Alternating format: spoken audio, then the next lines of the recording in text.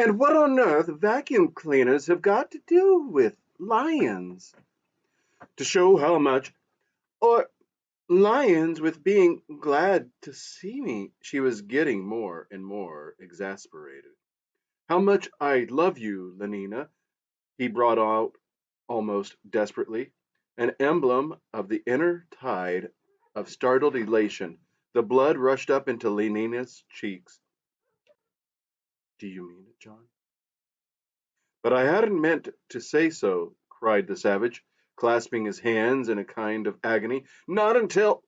Listen, Lenina, in Malpai, people get married. Get what? The irritation had begun to creep back into her voice. What was he talking about now? For always. They make a promise to live together for always. What a horrible idea! Lenina was genuinely shocked. Out, outliving beauties outward, with a mind that doth renew swifter than blood decays. What? It's like that in Shakespeare, too. If thou dost break her virgin knot before all sanctimonious ceremonies, may with full and holy right. For Ford's sake, John, talk sense. I can't understand a word you say. First it's vacuum cleaners, then it's knots. You're driving me crazy. She jumped up, and as though afraid that he might run away from her physically as well as with his mind, caught him by the wrist. Answer me this question. Do you really like me or don't you?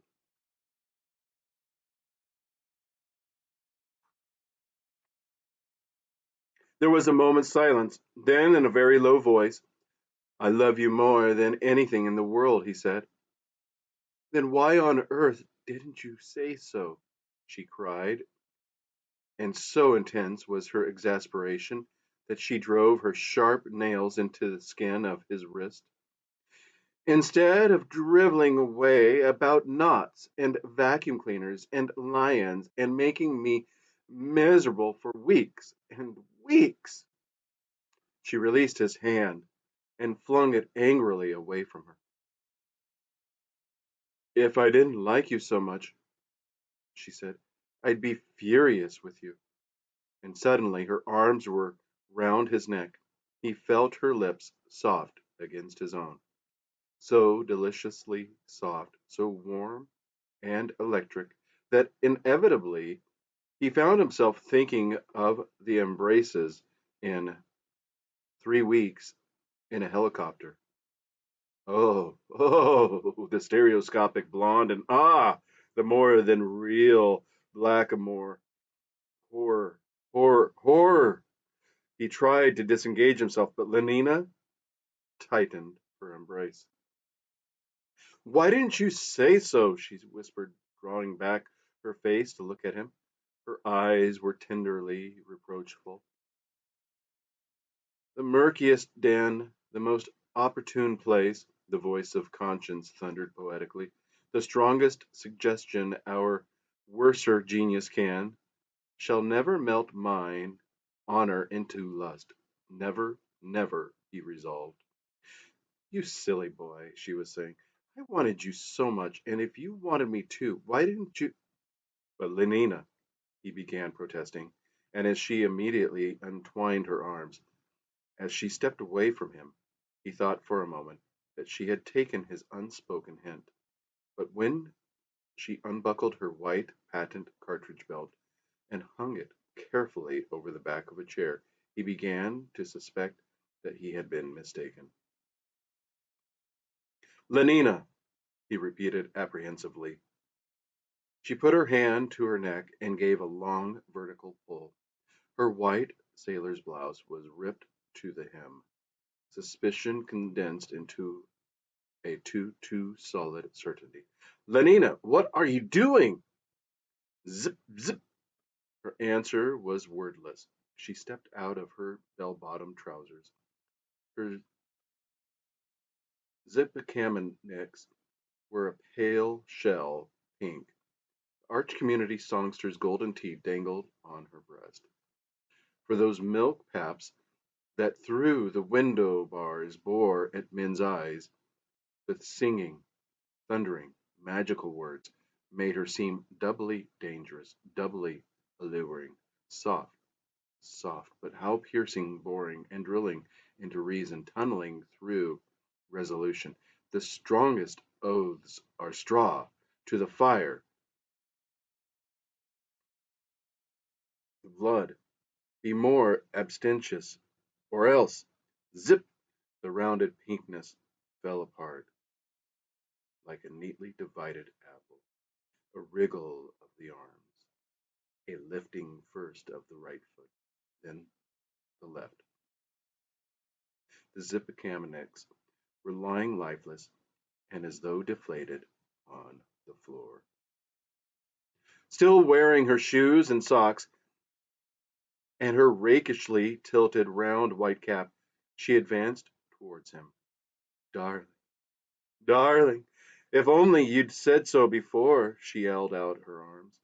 But instead of also saying darling and holding out his arms, the savage retreated in terror, flapping his hands at her as though he were trying to scare away some intruding and dangerous animal.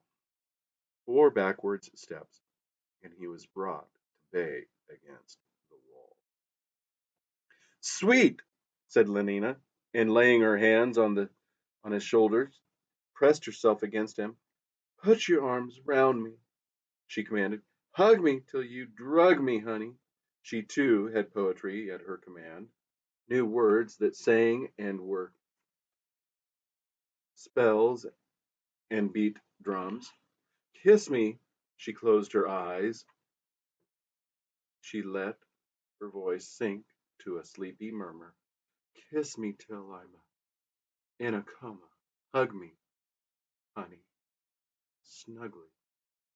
The savage caught her by the wrist, tore her hands from his shoulders, thrust her roughly away at arm's length. Ow! You're hurting me. You're. She was suddenly silent. Terror had made her finger. Terror had made her forget the pain. Opening her eyes, she had seen his face. No, not his face. A ferocious stranger's pale, distorted twitching with some insane, inexplicably fury, aghast. But what is it, John? She whispered. He did not answer, but only stared into her face with those mad eyes. The hands that held her wrists were trembling. He breathed deeply and irregularly, faint, almost too imperceptibility, but appalling. She suddenly heard the grinding of his teeth. What is it? She almost screamed. And as though awakened by her cry, he caught her by the shoulders and shook her. Whore! He shouted. Whore! Impudent! Strumpet! Oh, don't! She protested in a voice made grotesquely tremulous by his shaking. Whore! Please! Damned whore! Graham is better, she began. The savage pushed her away with such force that she staggered and fell. Go! He shouted, standing over her menacingly. Get out of my sight or I'll kill you. He clenched his fist. Lenina raised her arm to cover her face. No, please don't, John. Hurry up, quick. One arm still raised and following his every movement with a terrified eye. She scrambled to her feet and, still crouching, still covering her head, made a dash for the bathroom. The noise of that prodigious slap by which her departure was accelerated was like a pistol shot. Ow! Lenina bounded forward, safely locked into the bathroom. She had leisure to take stock of her injuries. Standing with her back to the mirror, she twisted her head. Looking over her left shoulder, she could see the imprint of an open hand standing out distinct in crimson on the pearly flesh. Gingerly, she rubbed the wounded spot.